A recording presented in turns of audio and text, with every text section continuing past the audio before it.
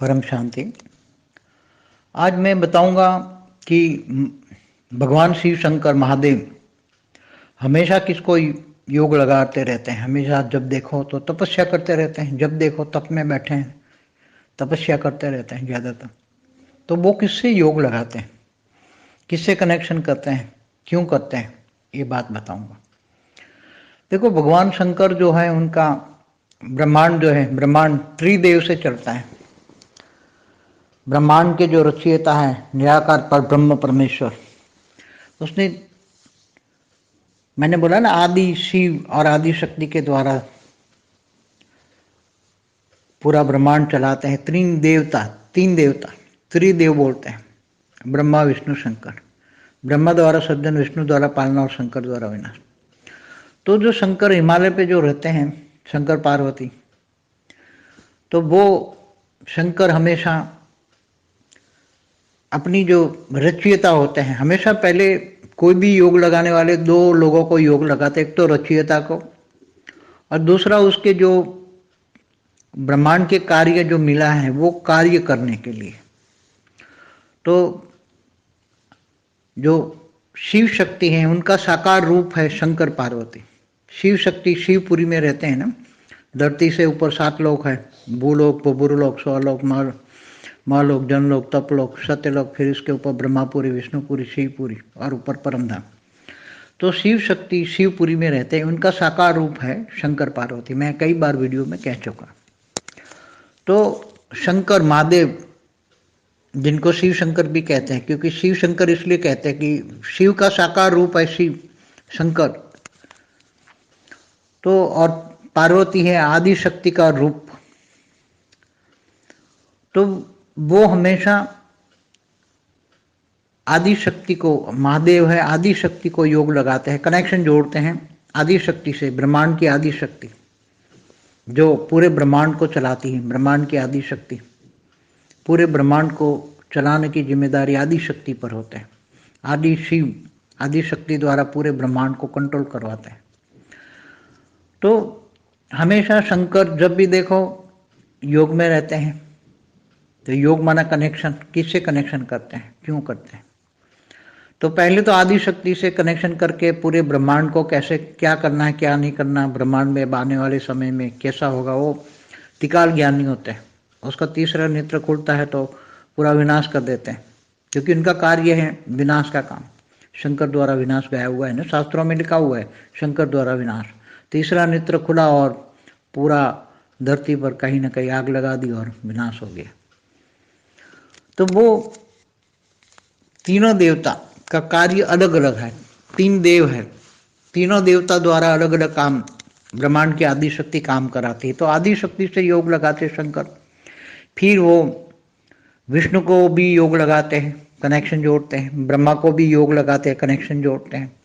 और तीनों देव मिलकर शक्ति से जो ब्रह्मांड की आदि शक्ति को जो डायरेक्शन देती हैं, उसके द्वारा तीनों देव मिलकर अपना अपना कार्य काम करते हैं, अपना अपना काम। अब क्या करना है पूरे ब्रह्मांड में जो है, तो ब्रह्मांड में 7 पाताल लोक भी हैं धरती से नीचे, अतल, वितल, सुतल, रसातल, महातल, पाताल।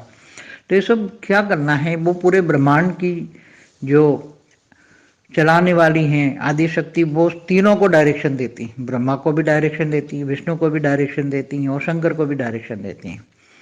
तो तीनों को कनेक्शन करना पड़ता है आदि शक्ति से, और तीनों लगाते हैं योग। शंकर को विशेष रूप से विनाश का कार्य करना बहुत बड़ा मुश्किल होता है, इसलिए बहुत हार्ड मजबूत करके विनाशकारी कार्य करना संपन्न। इसलिए योग में ही वो तीसरा नेत्र खोलते हैं। तीसरा नेत्र माना हम उनको तो आत्मस्वरूप कहते हैं। आत्मस्वरूप में रहकर वो कनेक्शन जोड़कर विष्णु को भी क्या करना है, शंकर को भी क्या करना है, ब्रह्मा को भी क्या करना है, तीनों आपस में मिलकर कार्य करते हैं। और धरती से ऊपर 7 लोक में क्या हो रहा है वो देखते रहते हैं।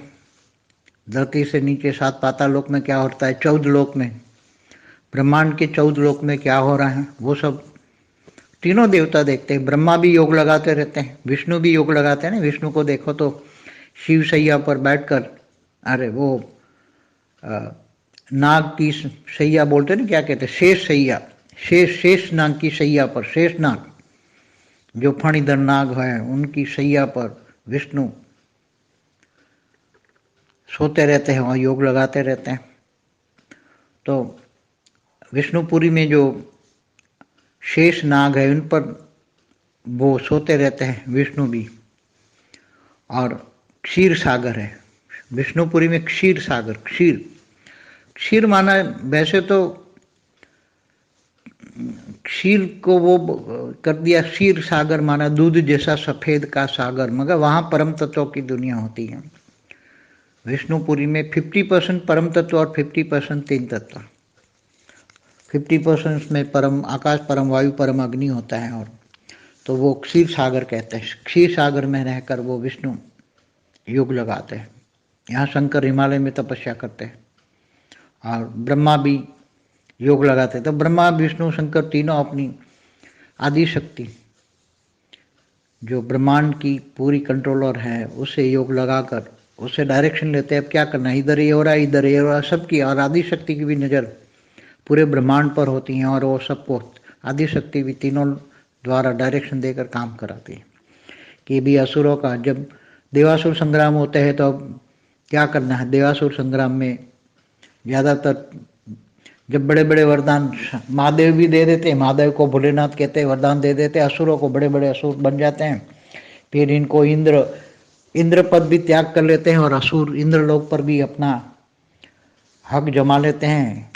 असुर भी इंद्र बन जाते तो देवता तीनों लोक पर, भूलोक, बुभुरुलोक, स्वलोक, तीनों लोक पर असुर लोग बन जाते हैं और असुरों का राज होता है तीनों लोक में। तब त्राहिमम त्राहिमम होता है तीनों लोक में। तब आदि शक्ति भी क्या करना चाहिए, तब आदि शक्ति के अवतार होते हैं ना।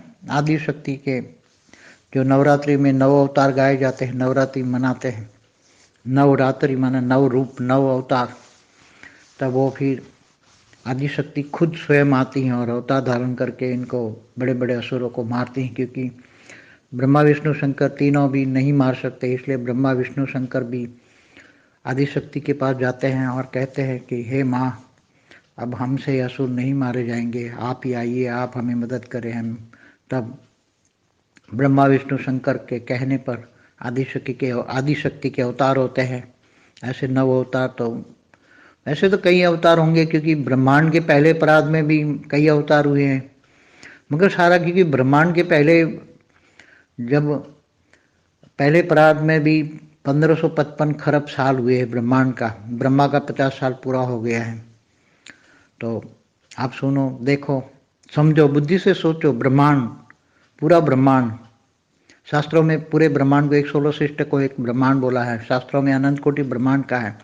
तो एक आकाश गंगा में अनंत कोटि ब्रह्मांड होता है। आकाश माना गैलेक्सी, एक गैलेक्सी में ऐसे अनंत कोटि ब्रह्मांड है। तो अनंत कोटि ब्रह्मा विष्णु शिव शंकर शक्तियाँ होती हैं। और इसका शिव के क्रिएटर है महाशिव। मैंने कई वीडियो में बोला है, शिव के क्रिएटर महाशिवरात्रि हम मनाते हैं। महाशिवरात्रि, शिवरात्रि हर महीने आती है, महाशिवरात्रि साल में एक बार आती है। तो महाशिव, तो धरती पर भी जब अर्ध प्रलय, प्रलय 4 युग, सतयुग, त्रेता, द्वापर, कलयुग पूरा होने पर जब अर्ध प्रलय होना है तो वो शंकर का काम होता है अर्ध प्रलय करना।